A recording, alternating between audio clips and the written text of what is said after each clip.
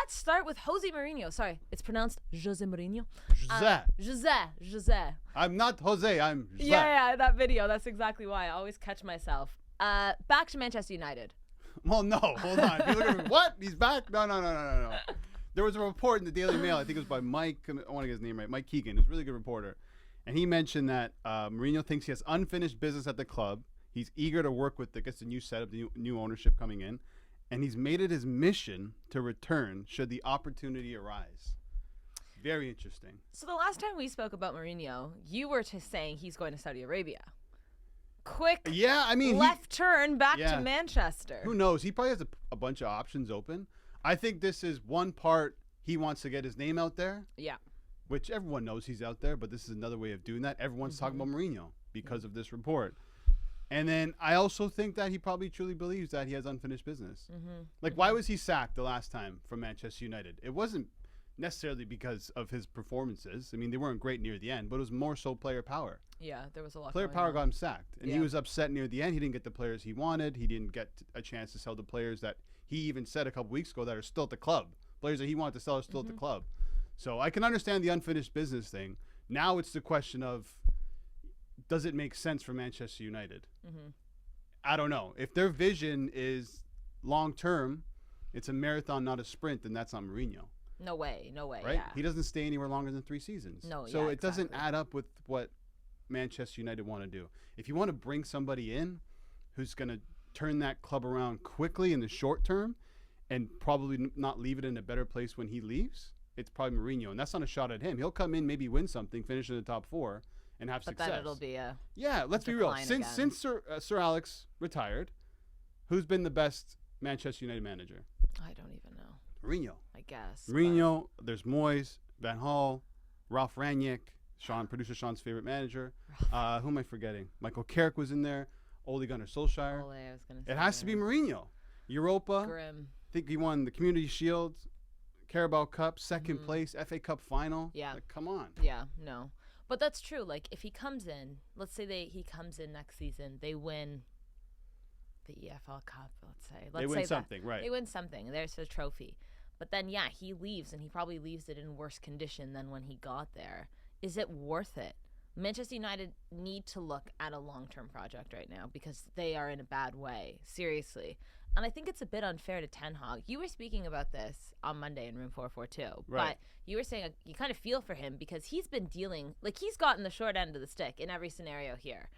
And now these rumors are coming along. I don't know. I feel in a sense Ten Hag might just want to leave at this point because he's like, I don't even care anymore. This club is so screwed up. I can't give any more. And if they want to bring Mourinho in, fine. But I mean, is it that they're just giving up on Ten Hag? Are the players has he lost the trust with the players? Do you really think it's a good idea to bring Mourinho in? I think Ten Hag is a better option long term.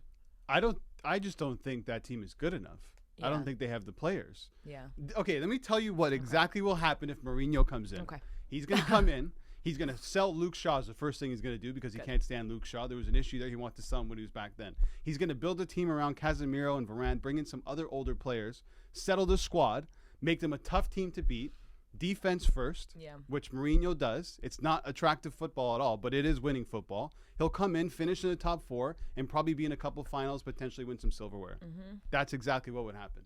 And then you're back at square one if you're Manchester United. That's the thing. Is it worth it? I bet is a trophy worth it? If you polled United fan base, I bet you would be 50-50, Mourinho in or out. All right, well, we'll ask him. We'll definitely ask him. Mourinho in for a season, maybe you win a trophy and then leave. Maybe. A dumpster fire. In a way, people say maybe the modern game has left him behind. And because he plays a style where it's defense first and it's counterattacking football, it's not appealing on the eye. Whereas more modern managers, Klopp, Guardiola, De Zerbi, all these managers are playing high press, high tempo. Ange Postecoglou. Yeah, that's the direction that football is going, and he's just not doing that. But his football is effective. Yeah, I mean, when he was at Spurs, it wasn't great. He still took them to a final. It wasn't great football. He got sacked right before the Carabao Cup final. He probably would have won it. I mean, let's be real. I mean, Tottenham went to that game against City. They lost 1-0 with Ryan Mason. You put Mourinho in there, maybe it's a different story. So he can have success in terms of silverware and finishing in good positions, But if you're a fan of the club, it's not the football you want to watch.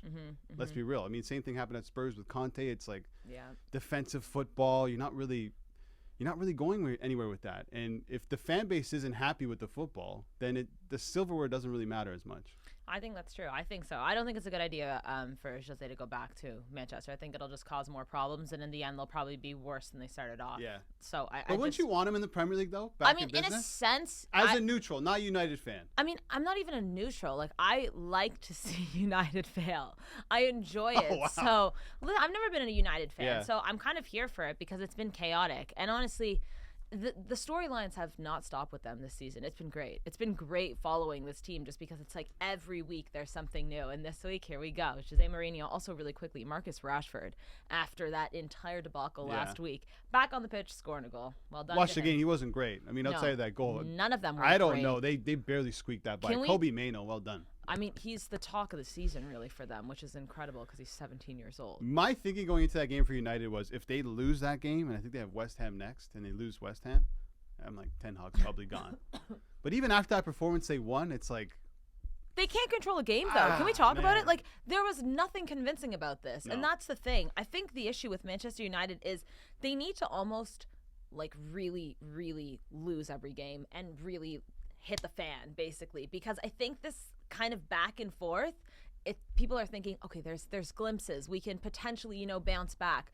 Whereas if they just lose 10 matches in a row and start making moves, I actually think in the long run that'll be better for the club. Because right now, the teeter-totter, I don't think it's good for them because they think, okay, but listen, we beat Wolves. Yeah, just barely. Like, is this what you're holding on to? Yeah. Fine. Shout out Wolves. Wolves are a good side. I like to watch them play. Pedro Neto, I can't believe he's still there. I know he's had injury issues, but he's going to go to a bigger club.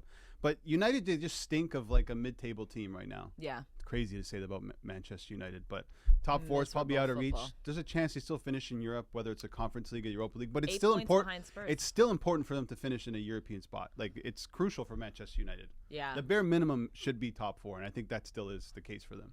I mean, they're 8 points behind Spurs in fourth, so yeah, they're in trouble. They're in trouble in that sense. Maybe it's a Conference League season for Manchester United. Manchester United in the Conference League. Who won the Conference League the first time ever? Mourinho.